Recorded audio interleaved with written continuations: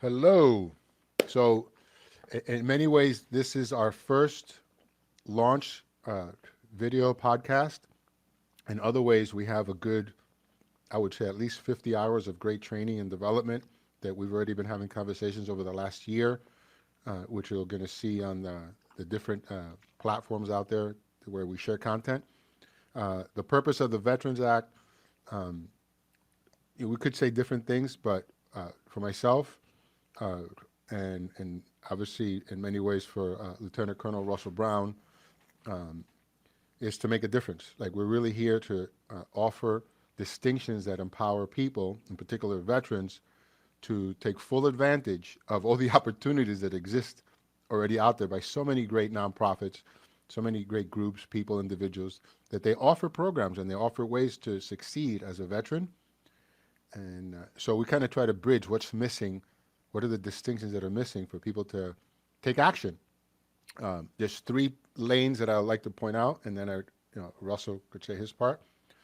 Um, One is, uh, being trainable is a methodology that's been out there for a while now. It works. It's distinct from being coachable. It's distinct from transformation. It's distinct from mindfulness. It's distinct from therapy, psychology, all the different um, knowledge bases that are out there, which are fantastic and add value in their own right. Like we all have to find what is it that works for us and helps us. We're not mental illness coaches. We're not here for anything medically dramatic. That's something that you really need to deal with those professionals. Um, but we are here to offer distinctions that can have someone get out of their funk, succeed if they're already successful, take it to the next level, uh, offer distinctions that get into action. If there's no action, it's not being trainable. If there's action, it's being trainable. So, and that's once you have those distinctions, you can take it to anywhere in life.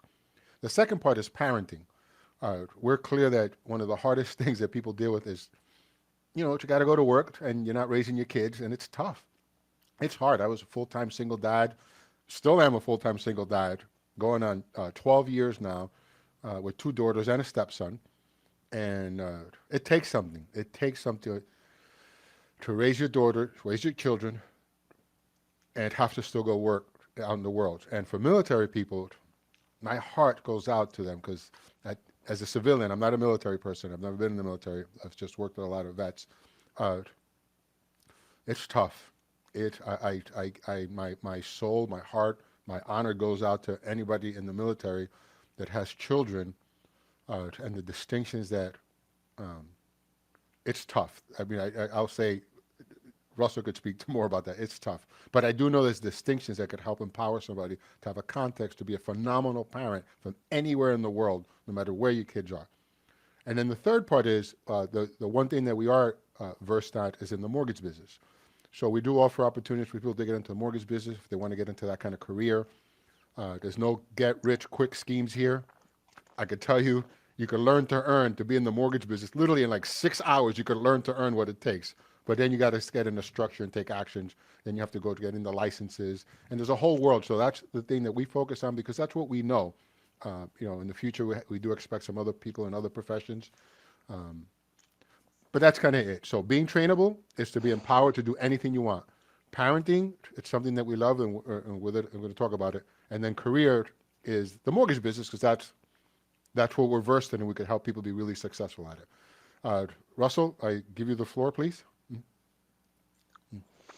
Yeah, I agree with you. Everything you said is spot on. And when it comes to veterans or military families or even people that are on active duty, um, family is important, but it's difficult to wrap your head around the concept of how to deal with family when you're deployed, how to deal with family when you are working, long hours, and then even the one of the most difficult is when you have a dual military family, when you Mm. have both mom and dad in uniform, and the military does try to, as far as I'm concerned, they do try their best, at least now, in trying to ensure that mom and dad are pretty much together if they're in uniform. But there was a time where it was just, truly it was mission first. And if you were married to another soldier, airman, or whatever the case may be, the military was like, hey, look, this is your job, and this is where you're going to go in order to do that job because this is the requirement. And that split families. And so, yeah, that's a tough one. It's easy for one uniform to bring the spouse. It's another when you have dual military, and it's even harder when you're a single mom or dad in uniform, because now you have to bring in outside support, and that becomes real hard on the kids. It's hard on the parent, and it just becomes a real challenge, a real paradigm in order to be able to juggle all of those things and not get burnt out, not get tired, not be frustrated, and to have some kind of a zeal in being able to raise your kids in a military environment. Yeah, yeah, you're speaking to my heart, man, because as a civilian, I know how hard it is. And I think what's also useful, and one of the goals is that if we could have conversations that other people who aren't in the military could actually get and really see what it's actually like, hopefully we kind of it shifts the what currently seems to be a drift to, maybe I'm being a little too hard, but I'll get over it. The military's over. It's done now. to, no, man. This is a cycle, man, and this is a cycle that we're committed to empowering. And obviously, the military is taking steps to break it already. They have. I do believe in the moral curve is always improving, not going backwards. I always believe, I tell my daughters when they start telling me how hard things are and the news and the media and the negative stuff, I go, listen, I get it. And things are better. Things are not worse. Things are getting better. Things are not worse. Things are getting better. And this is just what it looks like now. Don't tell me let's go back to 10 years ago, 20 years ago, 30 years ago, 50 years ago, because it wasn't better. It was Yeah. better. It was better on one side, but we could have, for example, you and I could have these conversations today and make a difference for other people and improve our own lives while we're at it. Uh, we couldn't do this even 10 years ago, nevertheless 20, 30, forget about 50, 60 years ago. Never going to happen. So here we Oh, are today. yeah, yeah, yeah, because the technology wasn't there. Yeah, Yeah. absolutely. And the mindsets, like you said, the military is now, they're being conscious and aware of the family dynamic and giving time and raising kids and what that looks like, what that looks Well, like. yeah, because what is it, the millennial generation? The new generation that's coming around is not gonna is I don't want to say don't want to put up with it, but I think they're finding a different way in order to get what they want done, and being more resourceful and being more demanding and being able to get what they want. And the military long ago, sort of said, "Hey, this is how we see life." And there was a time when everybody said, "Okay, this is how you see life. Okay, we'll go along with it." Now you're like, people are saying they're in uniform now. The young guys, young gals are saying, "Okay, this is the way you see it. Great, you can have it. I'm gone. I'm out of here." And the military is now having to do some different things in terms of recruiting, in terms of retention, and it's difficult, it's challenging, and if you know the military at one time didn't know the true word and the true meaning of marketing, because they truly, the military at one time just depended on people coming into the military because they had nowhere else to go, or coming into the military because they were getting ready to go to jail, and the judge said, "Hey, look, it's military or jail," and he's like, "Nah, I'm not going in there. I'm not going to go to jail. Yeah, I'll go to the military."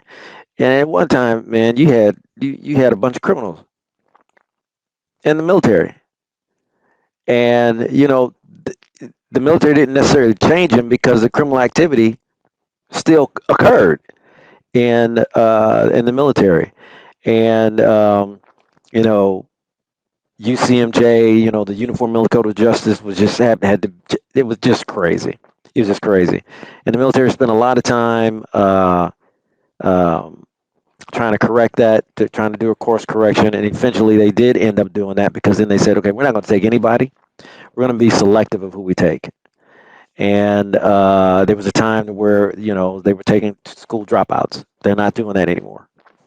Uh, and now the requirements are even higher because you want people that are going to be able to take direction and understand what following authority and not bucking authority, because that happens and it still happens. And right now, that some of the challenges the military is going through, they have to figure out how to fix it, because you're getting a different type of mentality in there, even though the group is kind of the same. But yeah, now the guys and gals are figuring out how to get what they want to get without having to be relegated to just one thing. You got a lot of entrepreneurs out there. You've got a lot of uh, kids that are saying, even now, because of the pandemic, people don't want to go back into a building. They want to work from home, and they're putting their foot down. I think you know that because because I'll put it this way: the government is having a hard time trying to get people to come back into the building right now. They're sort of lenient with it because of the variants that are still going on out there. But you know, like we were talking earlier, the people are finding ways in order to get things done outside of the military and inside the military. That's a business issue. I mean, it's always been there from the perspective of the training and development has always been a factor where companies or companies, especially any company, the smaller the harder probably, but they invest in training and development, and then the person takes off and goes somewhere else. So a lot of time, a lot of resources, a lot of money gets invested in somebody who then takes off. Yeah, That well, was that. military makes you sign a contract before you go and do that. Yeah, yeah. They make you sign a 3-year contract, so you can't you even though the military may put a good 25, $50,000 in you, and then some of these high tech folks getting $100,000, $200,000 put into their training. The military at least is smart enough to know that, hey, look, we're going to at least get you know 3 to 5 years out of you before you book on us. So yeah. Yeah, that's great too. And so inside of that, uh, I'll speak about the mortgage business, which may I kind of jumping to the mortgage business. It might be appropriate because of the point of the topic. Uh, there's careers that people could get into where you could control your time, and then there's careers where you could get into, and it's a salary or it's hourly, but your time is controlled. Like you got to deliver X amount of product, output, action, whatever the thing is that you got hired for, and these are the requirements. Um, a lot of people like to break it down to hourly, task based, whatever the structure is, but the structure controls your time. Jump to something like the mortgage business, where a lot of times the hard part of getting into the mortgage business, especially the loan officer, the sales part, the stuff where you can be working from anywhere online and whatever network you have and generating really good amount of money. Um, the issue there becomes you don't get trained, and it's not a business where they say, hey, let me put you through this training and then you come and stay with us, because usually what happens is anybody that goes into those training programs, they have a month or two maybe of a runway, which they have to pay back anyway. It's like an advance on their commissions. And if they don't make it, you're choking, or they leave and go somewhere else because somebody else promised them whatever, because a lot of these companies like to hire people that are already trained. Right. So the big delta, there's a couple of big deltas, and this is one of the genesis of our evolution for potential military people, and that is that the delta is actually learning the foundation of the business while you're still financially stable somewhere, because nobody's going to pay you in the mortgage business to learn the mortgage business. Ain't going to happen. Nobody's going to come along and say, hey, I'm going to pay you so you can learn this business and then you could go somewhere else. It's not going to happen. It's not going to. And good luck if somebody says they're doing that for you. I'm not talking about processors, underwriters, and even then they have to go to schools to learn how to do processing, underwriting, and those structures. And I think the reason being, from being in it for, God, 35 years at this point in my life, is that it's so financially lucrative in a good way. I mean, you have to earn your money. It's like there's no handouts, but it's the time. It's a business where you own your time. And man, I, I, I I would not. I've never missed one event of all my kids, elementary school. Now they're in high school. I never and I would not. Nobody could buy me that time. They couldn't buy it from me. It was just delicious experience, and it's Yeah. painful. It sounds corny to say it, but it's painful as a heartfelt dad to see the other dads and other people who couldn't do it, couldn't be there. It's ugh, you know, ugh. It's like ugh, and they miss it, Yeah. and they acknowledge Yeah. it later on. And you make up Yeah. for it, however you make up for it. So that's the opportunity from the mortgage side. The being trainable side is what you're saying too, and that is that there's distinctions that military people already have. That one of the things that we help them, and our podcast conversations will be about it. We'll give real examples, etc. But the courses and the training is how to uh, translate, how to transfer, how to reach that delta of distinctions that you already have in one area that are literally the same distinctions in another area. You've given me great examples. Maybe you want to share one now. Uh, uh, it's just what the jargon is missing. Like you already know how to do X, Y, Z. You just didn't know how to say it or hear it this way. And it's phenomenal. I find that people that are in the military with the right distinctions, you start getting paid your worth. And we'll have Billy Lynch on a call. Uh, uh, Billy gave me a great example that when he jumped into becoming part of the team, where he was talking, and he'll say it in his own way, but he was saying about how he's a nuclear engineer on the USS Reagan. The guy's won all kinds of awards. If you look at his bio and stuff, the guy's like brilliant, brilliant. I mean, it's just brilliant. And he ends up getting a job after a lot of research, a lot of work, a lot of opportunities, going to all the different services that are out there. Maybe not all of them, because he acknowledges that he didn't utilize the opportunity as much as he should have or could. He gets a job at a car wash, fixing machines at a car wash. Now, that's not, God bless you. You got a job, you're working, you're making whatever happen. But he said he got treated like one of the examples he gave me in one of those engine fixing jobs was they were working him some crazy hours, 12 hours, 14, some crazy amount of hours.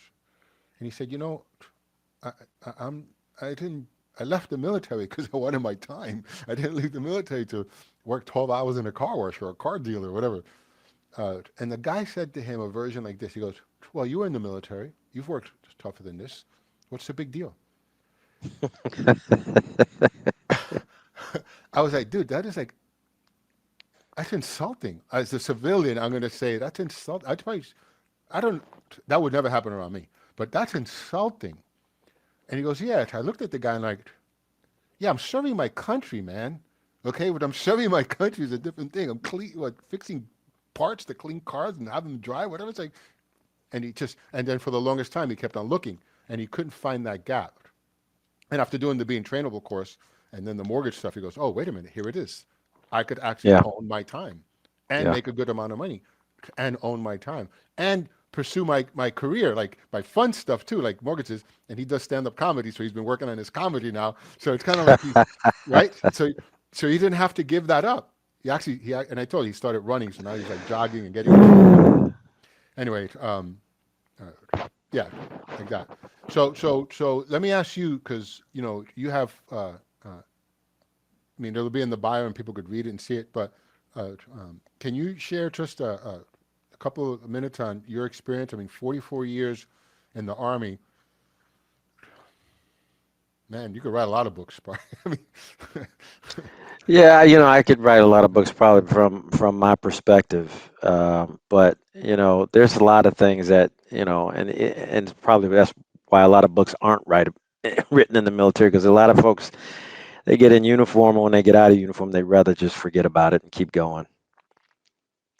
So a lot of those things are memories that you either want to forget or I mean you get a lot of good memories. You got a lot of good people that you work with, you travel with, you're in a foxhole with, whatever the case may be. You're in a, M113 personnel carrier, or whatever the case may be. You know, and those are some great memories. And then you get the ones that it's like the one that you were just talking about, because you know, toxic toxic people are everywhere. The civilian sector does not have an exclusive relationship on people being toxic. You know, so um, you know one of the things that uh, I guess I would say is you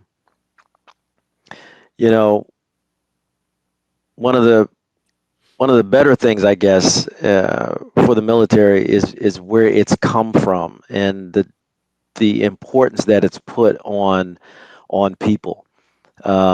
One of the things that in the Army, the recent Chief of Staff in the Army and the Sergeant Major of the Army and Secretary of the Army all agreed, and this is the piece that gets me.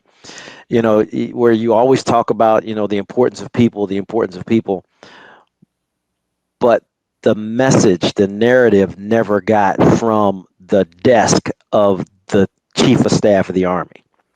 So what happened? They had to literally, and this is the killer.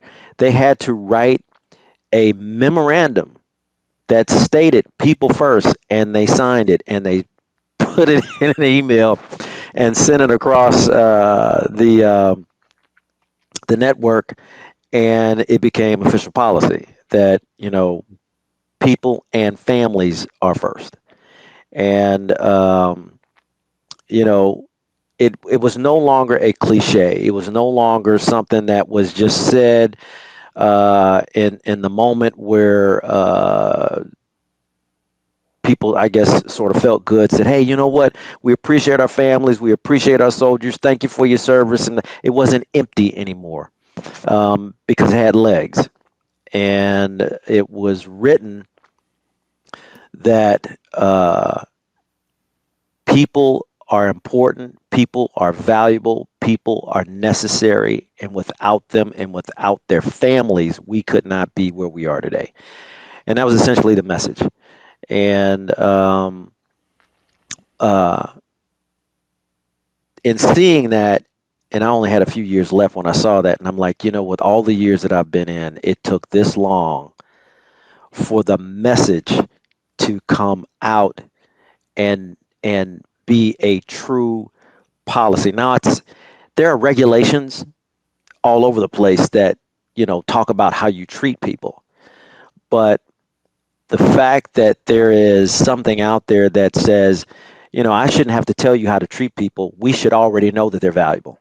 We should already know that they're important. We should already know that they mean something. And what we're trying to do now is not make it a regulation, but make it an inherent part of the military. Period. You know. So um, now I hope I addressed your question and or what you No, were it's trying to great. look for. It's fantastic. So, It's fantastic. It's but opening up a whole. I'm right. I'm taking yeah, notes because it's really, yeah, I always you see me doing this. I'm like, whoa, yeah. Wow. Wow. Because one of the things that we addressed and as we've been creating this, we have this slogan. We're people empowering people, which is a slogan that it's a context that I use it for the planet generation. I use it with I yeah, do some stuff in jujitsu. I just it's like people empowering people, being trainable. So, but then you elaborate it in a way that was really it was good. It was like, okay, but what does that mean? what does no veteran left behind mean? What does that mean? What does no veteran left behind mean? Which is, it's a vision, it's a mission that we have, no veteran left behind. I could tell you from my view, it means empowering people with the distinctions to take actions in their life. Doesn't necessarily mean enabling people in a way that's disempowering, but sometimes you do have to enable people so they can get past whatever they need to get past to be able Right. to get to the place of, Right. so there's no, my daughter, one of my daughters is very she got like class activist, like she's very and she's walking on all the marches, she's in the news, she's like one of those, like I was like, this kid's gonna burn out at 12. It's like, relax. so so so she's having this conversation with me, and we live in Santa Barbara, and this is I don't know, it was a while ago, and there's a homeless problem here in Santa Barbara, and she said, there's too many homeless, and Santa Barbara's not doing anything about it. And this I think will segue back into the people first. And I had to just, and she's young, and you mentioned millennials and different ages and different generations have different mindsets, and some of them cross all generations. Some people don't. There's a character base that we could all have. Doesn't matter how old you are or where you're from, right?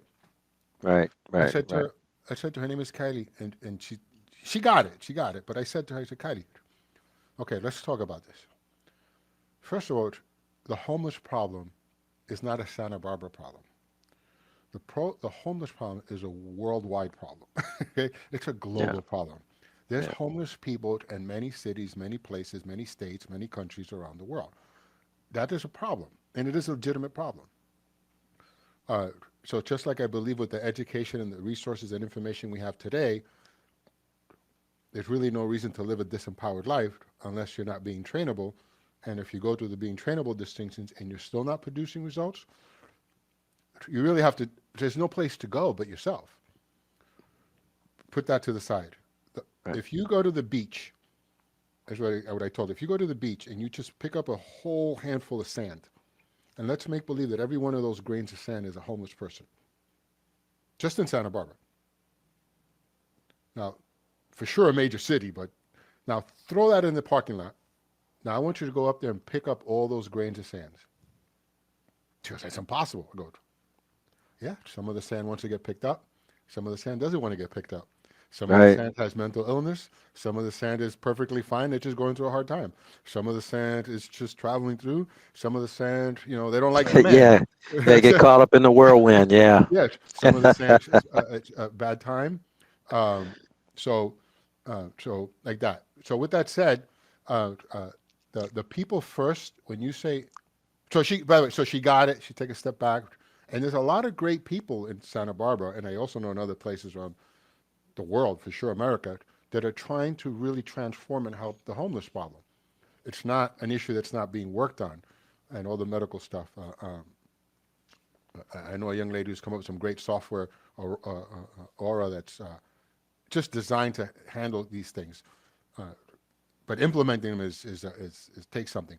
So when we cut to people first, and I hear people first, I mean, I could easily go down as a civilian. I could go down the conversation. Well, what was first before people? What did people first? Like, what was actually first before people? Which, somebody could say, who cares? I don't know if who cares, but it'd be useful to know what was first before people, so we don't make the same mistake twice, or pass it down to another generation. Well, all they And got to do is go back to the Industrial Revolution and see what was first. And people were certainly not first. Because if you did have people first, you would have never ran across uh, child labor abuse. Child labor laws had to be created because people weren't first. Unions had to be created because people weren't first. Organizations had to come in and fight for an 8-hour day because people were working 12, 15, 20 hours a day and working 2, 3 shifts. So, people first meant that, and really, and I'll put it to you this way, in my mind, to truly get people first is to change the paradigm and shift the work-life balance to a life-work balance. Because if you're going to put people first, then you got to put life first. You can't, when you put something ahead of another thing, you automatically tend to believe that that thing's important. So when you say work life, the most important thing is work. And we think that we have to work in order to live. Well, that's not true. That's not true at all. So people first was to take it and say, people are important. Without people, we can't get the work done and we can't have any productivity. We can't have any creativity. And if we don't take care of the people, then we're going to create something that isn't going to be productive, isn't going to be good for the overall country or the overall community. I mean, you don't even have to go to country; you can go to community. And so people got it; they just didn't implement it because it really takes a different type of person to actually give a crap about another person. It's it's easy to care about yourself because you know quite a bit about you, but you don't know quite a bit about the other person. You don't know what their mind is. You don't know what they're coming from. You don't know where their background. You don't even know what their agenda is. But if you just take the basics of humanity and apply it to people, you can care about people, and it's not really hard. Yeah, So yeah, that's that's what I mean by people first. yeah, there's so much wealth in what you're saying. Without being an expert at it, at best a very novice historian of it, you know, the evolution of the military when it comes to wars, going from just blanket blow everybody up to target, right? I mean, Right, there was a time right, where it was right, like right, just destroy right, everything. right. Where at least now it's like calculated, this person, this place, this thing, so there's something to be said about something to be said about the evolution of people first, right? Yeah, And the yeah, question, who yeah, is the yeah. person? And that's really good. So Yeah, so just to throw something in there to show you how this people first thing came along. If you haven't ever heard it, you can go to a lot of military folks that'll tell you, long ago when I was in and I was just coming up, one of the phrases was if the army wanted you to have a wife or a family, they would have issued you one. So that in itself meant that people, you are not important. It's the requirement, it's the mission, it's winning the nation's wars, which is important. And so, and then you get the hey, drive on and suck it up kind of deal, salute the flag and move out, all of those little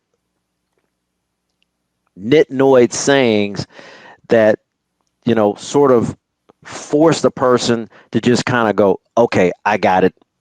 I got to move on. I got to keep going. And, I'm going to eventually get to the end of this. So, but yeah, you know, you you had to change that old timer kind of thinking because I mean, for a long time, when you have people like me that ended up, still in the military, that kept that idea that if the military wanted you to have a family, they'd issue you one. People first really had to be in a memo. It really had to come out in a memo, and it couldn't just be the chief of staff of the army saying it in a group of people that says, "Hey, we need to push this down to our leaders." No, because that wasn't happening. Because whatever was said in the Pentagon stopped in the Pentagon. If it was being said at a conference table, it never got past the conference table. It may have gotten into the lunchroom. It may have gotten it down to it may even gotten into the parking lot or on the metro, but it didn't get down to the units. Not like the units should have gotten it. I'm not saying that there wasn't, you know, I get there's it. communication, there's speech, and all that Yeah, good yeah, kind of stuff. But yeah, the military would have probably have, and I'm talking all services, yeah. would have probably eradicated a lot of their heartache and a lot of their headache if a lot of the care conversation came out of the building and literally got down to the PFC, the spec 4, the sergeant that was literally the boots on the ground that had to make, hard calls, hard decisions, and even had to put their arm around somebody and say, "Look, man, this this is a bad situation, but I want you to know I care enough about you, as you say, we're not going to leave you behind. We're going to make sure that you get to where you're going to go and the resources that you need in order to get what you need to get done." Yeah, man. That's I don't, maybe it's just me, but I'm hearing some deep, deep, deep, deep distinctions in everything you're saying. I hope anybody that's listening to us is getting this, because this is almost as a person who's been on the outside of the military, not inside the military. Uh, it's a common issue across the board. We pass down these mindsets generation to generation. That, again, I do believe there's an evolution going on. Uh, but you grow up, having the car is more important than having the integrity. Having the house is more important than having integrity. Having the fill in the blank object, having money and being rich makes you more successful than a person who has integrity. It's insane. Uh, uh, uh, Obviously, that's not. Well, maybe I don't know if it's obvious or not, but so it's almost like the people first. The people are the ones that had to drive it up first, because it wasn't coming from the top down. And you can't really fault or negate or invalidate or make wrong the leadership who is succeeded in that model, because they succeeded in that model. So to Yeah, them, it works. You know, yeah, I've always told people that I've done a lot of youth at risk work and work with some great kids in that environment. Hope to have some great guests in the future from that world. And I could tell you that uh, Claudette Faison, she used to say this one statement. She goes, I could get a kid off drugs faster than I could get someone off their Ivy League degree. I said, really? He goes, yeah, because a person on the Ivy League degree is so righteous and they think they just know it all. Where a kid on drugs just has to see other possibilities, and they want to see other possibilities. And she would say that, and it took me a while to really get it, but it makes sense to me now, where you're only going to live a life based on the opportunities that you see. And you could only see opportunities based on the distinctions you have.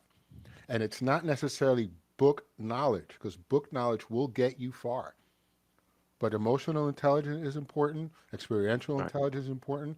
The ability to be fully functioning and self-determining, which is what we do with the parenting, where we want our kids to be self-determining. That's powerful. And I would think for the military would want that. That if you tell somebody this is the mission, the person, yes, they just do it because you said so, but they are aligned with the mission. They're like, I get it, I see it, let's go. And this is my part in the cycle. This is my part in the wheel with all the spokes. I always use that example. I'm this spoke, and this is my part, because I know it's all these spokes that has this wheel turn, and this is my part. Not just dummy up and go do it. Yeah, yeah. And the military's Mm, uh, tried to use that, because of the changing of the characterization of the people that they're recruiting. I mean, so the military is, as you know, is just a microcosm of its society. mm, What you bring in, you're not necessarily going to change it. You bring in a criminal, that's a criminal, and you're gonna have to deal with this dude or gal based on their character, based on their values, based on what they like and don't like, and if I guess the crazy paradigm would be a criminal coming in to try to be a military police officer, you know, but um, well, and it it happens. yeah, it does. It does It's happen amazing. because sometimes you get people that go, you know what, Mm, this would be much better. I want to change. I want to do something different. But then there's the person that says, I'm not changing. I don't care what you say. I don't care what you do because I'm going to do me because I like who me is right now because you know I don't have to do nothing to get in nothing. And yeah. so it's it's crazy, but the military has to go back to what we're talking about. The military is really trying to do that now because they're realizing that you because I told you so, because I said so, isn't working. It's just not working. Yeah, yeah, and It's gone. that's a bullseye, and it almost segues from being trainable to professional parenting. I'm very proud of how that evolved. Um, I have videos and stuff I'm going to share in some other sites about how it evolved with my kids at an early age, and I saw really early on. It's like, wow. And by the way, I had 20 at the time. I had like 25 years of training and development and course leading and stuff. So I was already kind of in the I was already in the human development world, and I was always been a junkie for that stuff. Like I'd love to see why would I pick up this brand versus that brand? Like I always like what drove me to this versus that. I always liked that self awareness. I was so proud of my one daughter once. She was like I don't know 6 or 7. We went into a supermarket to get a bottle of wine to go to a friend's house. I didn't want to go empty handed. And as we're walking, yeah, as we're walking to Yeah, I get yeah, you. we're walking to the supermarket. She goes, "Hey, Dad, they put that girl on the box, so you buy that, right?" That's like, I was so proud though, right? I was like, I don't want to give away the beer brand because actually it's a good beer, a St. Pauli girl, so whatever. But it was like the St. Pauli girl box. I go, this kid's getting it. She's getting it. Now it takes time to keep on evolving and entrenching, but that Yeah, self yeah, awareness. And see what happens is you kind of take away. There's a switch, right? It's a switch. I know you know this switch. I'm sure you go in and out of it. I go in and out of it. I don't think I'm not gonna lie and say, oh, I'm never in and out of it. I'm just trained, I think, at a point where if it goes even 1 second, turn it off. What? Well, I distinguish what's missing. But it's called the victim switch, and it goes in and out. And now the word victim is also hijacked. So some people are legitimately victims. So this is not saying that nobody's a victim because some people are legitimately victims to bad people. No question about it. All right. With that said, us as individuals get to choose if we want to be a victim or not to the things that are in our life. We actually get to choose. Do I do I want to stay heavy? I get to choose if I want to stay yeah. heavy or not. Right. If it wasn't for jujitsu and my commitment to that particular sport, I'd be 50 pounds heavier like this. I Hmm. go work out. I love the sport. It's great. But I just refuse to be a victim to my own desire to not work out. and, and it's like even as I'm saying it, like do I still have any of that stuff in me? Yeah, I still have a little bit of me. Yeah, I'm gonna go work out later today. Yeah, I have to. Some things you have to do because that's just the Right. way it goes. And this, nobody makes me do anything. That's like a 3-year-old conversation, a 5-year-old conversation, and a lot of adults don't mature from conversations that they had when they were literally in 5th grade. So, what do we want as parents? That I will assert that we want our kids to be fully functioning and self-determining.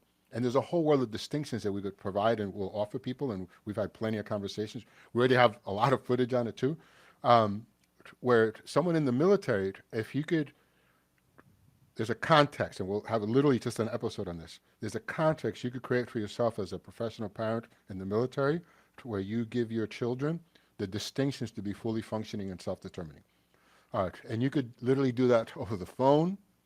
You could do it in conversations on, however, FaceTime with your children as they're growing up, in the moments that you're with them. Because here's the thing about it. It's a conversation that has to happen over time. You can't have this conversation once and think it's handled. It's not. A simple example. When my one daughter was 2 years old and the other one was going on 5, she was 4. They're like 18 months apart. And I noticed that, wow, people are talking to these kids like they already come trained. They're crazy. These kids are not trained. And then we talk to these kids like they already know how to learn. That's also crazy. Wait a minute. They don't even know what learning. They're not even trainable. It's like they're not. You can't even have a training conversation with them about what learning is because they don't even know what learning is. This is a blank slate here, from Yeah. our Yeah. perspective. From our perspective, it's a blank slate. From their perspective, they come out. Hey, I'm here.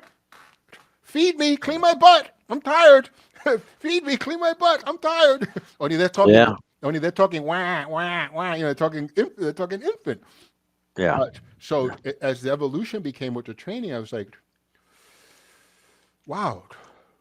And I already done so much training with adults. I could brag about how much training I've done with adults that I was like, well, this is actually easy, but it's not. But it is, but it's not. It's easy, but it's going to take a decade. It's going to take a long time, and I'm the one that has to keep on having the conversation with them until they understand that life is a conversation, and me and them, me and my kid, that we could have any conversation about anything, anywhere, anytime, anyhow, and actually stay in the conversation. And as my daughter started saying, she was like 9 or 10 when Kylie said, "Hey, Dad, I could do the 5 A's." She would hear me coaching people. I could do the 5 A's. And I was like, what are you talking about? What's the 5 A's? I didn't call it the 5 A's. She did. I was like, I could have a conversation with anyone, anywhere, anytime, anyhow, about anything. I was like, damn. I was like, wow. And then she added the icing on the cake. She goes, and I could do it while throwing a tantrum. And that's when,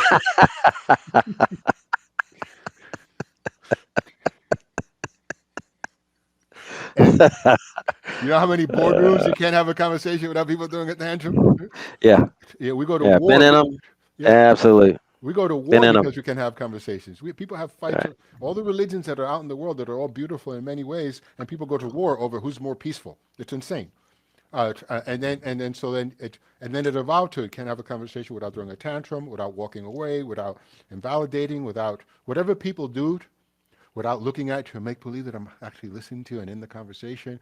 Be trying to think of what I'm going to say next before you finish talking. All those right. skills starts to evolve, and it really gave birth to being fully functioning. So when I say fully functioning, automatically, a lot of people think, oh, you're nobody's perfect. I didn't say it's perfect, and I already told you, you ain't going to get there. It's just a practice as you're going through life because you never get there. But you can have fully functioning conversations in one area and be dysfunctional in another area, and then you want to start learning that area. So I've been able to raise my daughters throughout the years. Whenever things chalk, so, teenage girls, man, now it's like, whoa, this thing comes up about different opinions and different things and boys and places.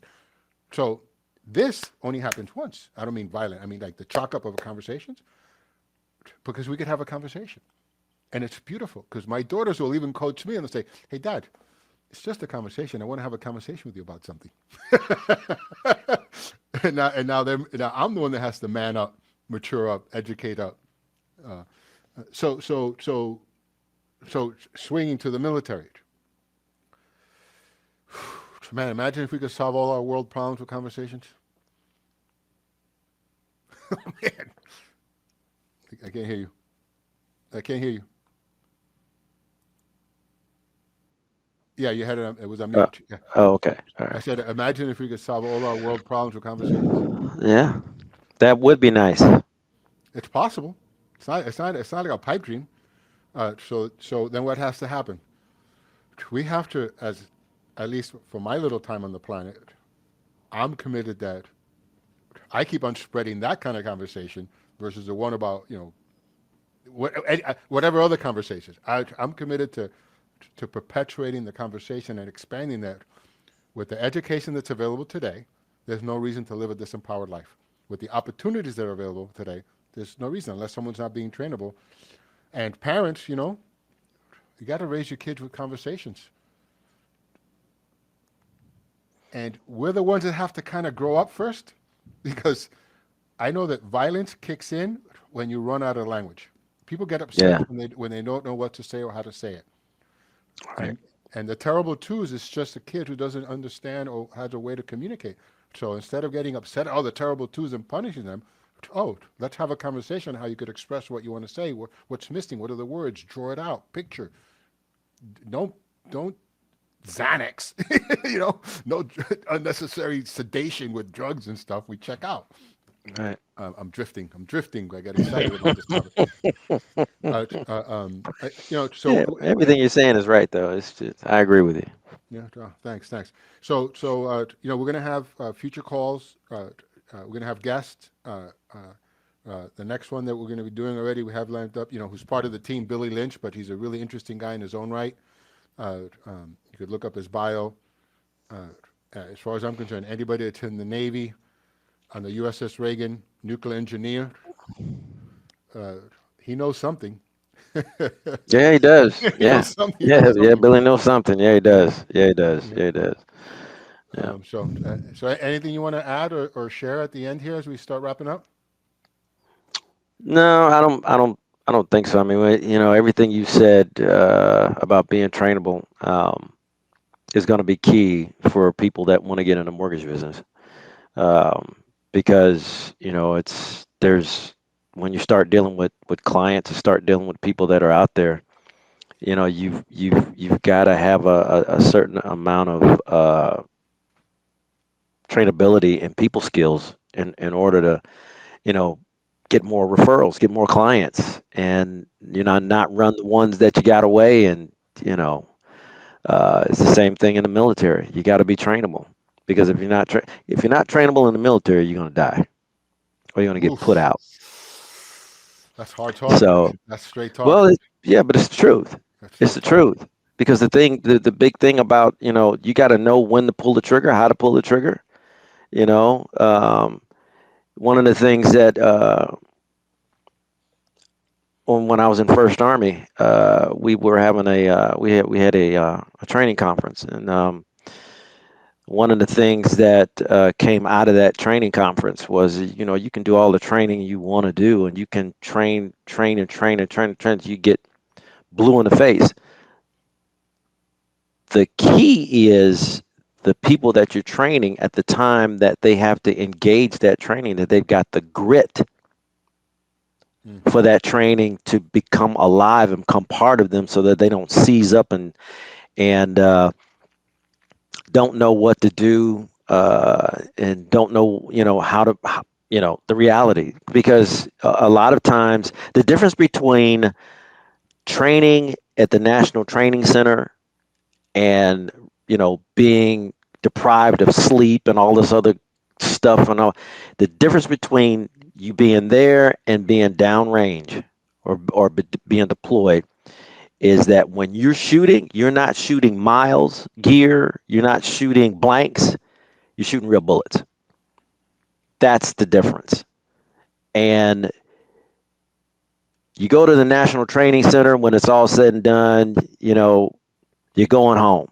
You're going home with a scorecard, but you mess up downrange and you're going to go home either in a box or you're going to come home injured.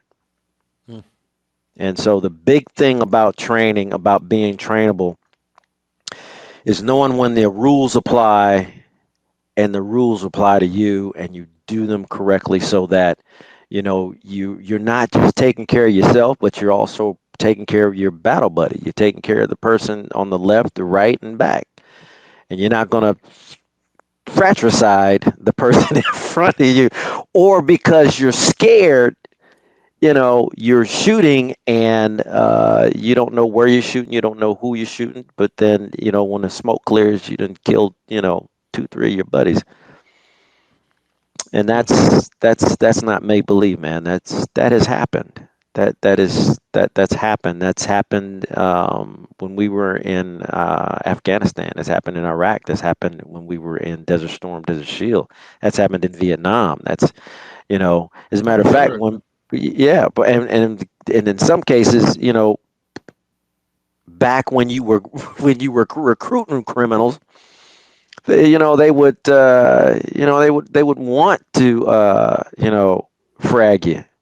you Yeah, know yeah, yeah. I'm sure there's been so some unfortunate things happen by yeah, unfortunate people. yeah, Uh, tr- yeah. um, But for the I know. mortgage business, for getting back to what we were talking about, all of that applies to being able to apply what you learn in the mortgage business. If you got a person like yourself that has been in the business for 35 years or more, and you have this program that is tried and true, why would you, the guy that is just a guy or gal just getting in, scratching your head and going, but you know what? I think I could do this another way.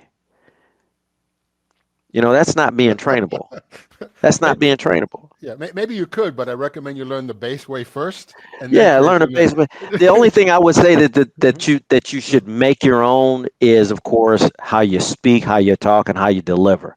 Yeah. but the material, the requirements, and everything else, in order to be successful in a business and not go to jail because you did something you weren't supposed to do Yeah. or I anything get. like I get. that, you know, it's about, again, it's about being trainable. It's about being able to, hear the message, see the message, be able to repeat the message, and the message become productive and result oriented on the other end. It makes me think of if you don't trust, if someone doesn't trust a nuclear engineer from the USS Reagan teaching you a little math class, who are you going to trust? Just Yeah, the basic yeah, math. yeah. This is that was very powerful at the end. I mean, so much came up for me that I know this is. I'm just going to ask the question. Uh, it's a self-serving question, but I'm going to ask it anyway. So, do you think a military person could succeed in the mortgage business? I think they could. Yeah, I think somebody from the military, any service, could succeed in the mortgage business. No, Absolutely, absolutely, absolutely, absolutely. absolutely. Um, all right. So, to be continued. This is great. I look forward to our next podcast. I look forward to people responding to the content that we already have that is out there. And Lieutenant Colonel, I'm honored and privileged to have you as a partner in this venture. Uh, Veterans Act is, Veterans in Action. All right, So on that absolutely. note, right, to be continued. All righty.